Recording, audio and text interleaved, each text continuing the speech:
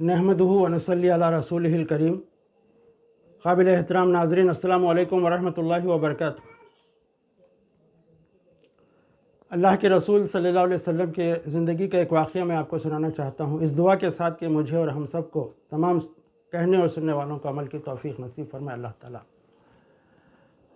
आपके ज़िंदगी का एक वाक़या हमको बताता है कि आप कितने अमानतदार थे, कि मक्के के लोग आपको अमीन कहते थे। अमीन के माने ये हैं कि अमानतदार, यानी इनके आपके पास कोई अमानत रखी जाए, जिस तरह से आजकल हम बैंकों में रखते हैं, अगर कोई पैसा कोई चीज़ रखी जाए तो ऐसे ही वापस हो जाएगी, उसमें कोई कमी पेशी नहीं होगी, कोई इसमें धोखा नहीं होगा।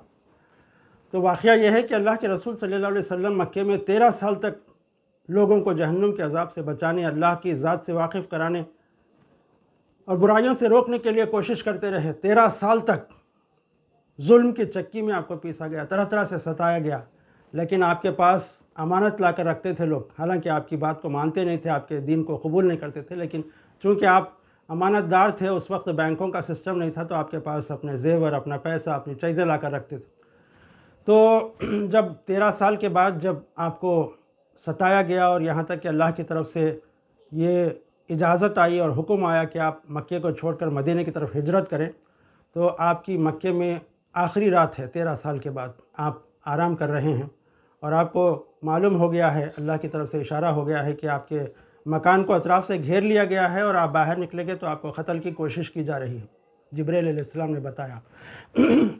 लेकिन अल्लाह के रसूल सल्लल्लाहु अलैहि वसल्लम को एक फ़िक्र सता रही थी, और वो फ़िक्र ये नहीं थी कि मुझे बाहर निकलने पर मुझे क़त्ल कर दिया जाएगा, बल्कि आपको फ़िक्र ये थी कि मेरे पास जो अमानतें रखी हुई हैं फ़लाँ की फ़लाँ की फ़लाँ की, तो वो जब मैं वापस नहीं करके चला जाऊँगा तो ये अमानत में ख़ियानत होगी और लोग क्या समझेंगे मेरे बारे में।